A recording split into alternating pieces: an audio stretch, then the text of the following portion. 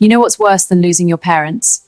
Discovering the man who replaced your father is the one responsible for it. She avenged them. Would you like to know what she did? It's completely wild. My name is Lisa Rothendam, and when I was 12, my father, Roland, died.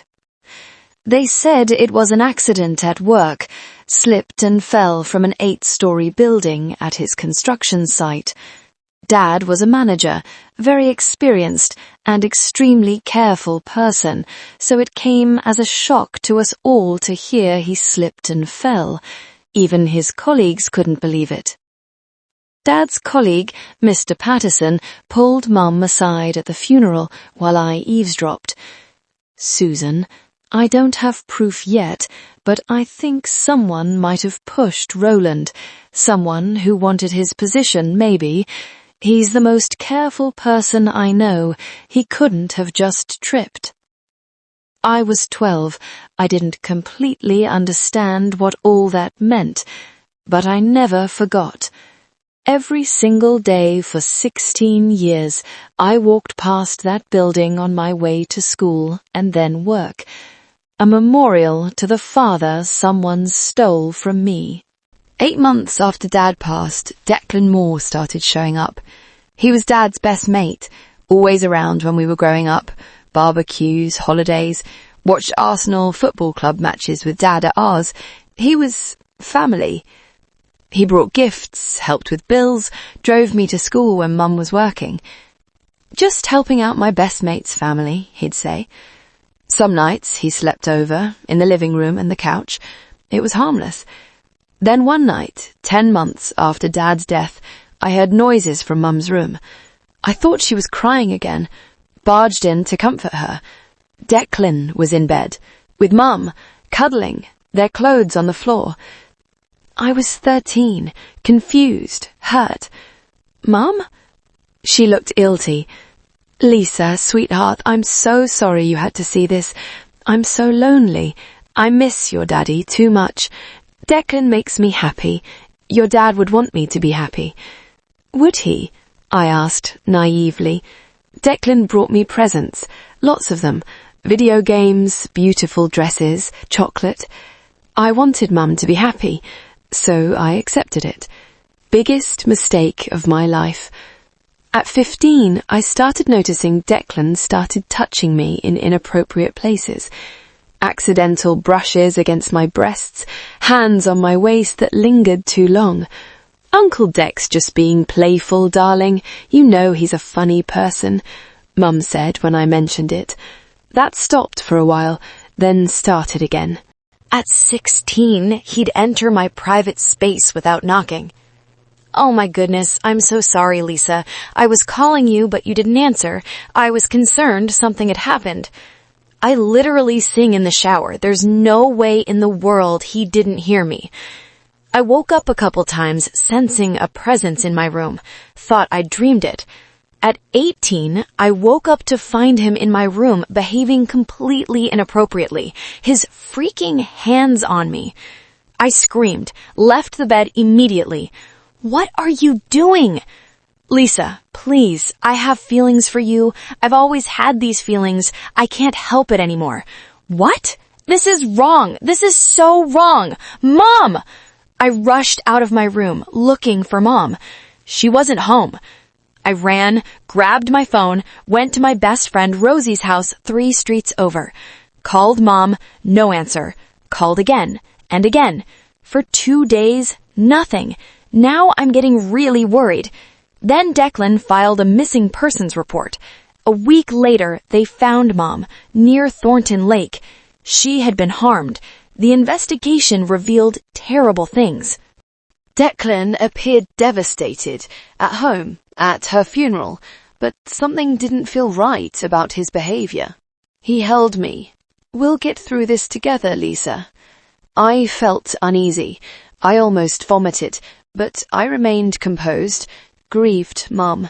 But I suspected, deep down I suspected, he was responsible. I returned to the house, broken and compliant, but every time he left I searched. Months of searching. His home office, his belongings, his vehicle. Got nothing. Then, one night, he consumed too much alcohol. Drunk, he fell asleep on the sofa. And there was his laptop, on the table in front of the sofa he laid on. I tried his password, failed. He'd changed it. So I took it to Rosie. Her brother, Jamie, has technical skills. "Give me 20 minutes," he said. Jamie accessed it, and we found devastating evidence. Digital files, dozens of them. He filmed what he did to Mum. Evidence of Declan's actions, all documented. I became physically ill right there. I was shaking, my breathing was heavy, I cried my eyes out. Why did he do that? But there was more. Email correspondence going back 28 years. Messages between Declan and someone named K. Brennan. Declan, "Roland's in the way. I want him out. I want his position, his life, and everything." K. Brennan, £15,000. "I'll make it happen." Declan agreed. He had arranged for my father's workplace incident so he could have Dad's job and Mum. And when Mum discovered and confronted him about him having some inappropriate photos of me taken by him and hidden on his phone, he took her out too. I took everything to the police. DS Sarah Greaves reviewed the evidence, watched the files, read the emails. Her expression changed completely. "Lisa, this is one of the most serious cases I've ever encountered. Please proceed with charges." They came to the house that night. I watched from Rosie's window. Declan in handcuffs, protesting, denying. The trial was difficult.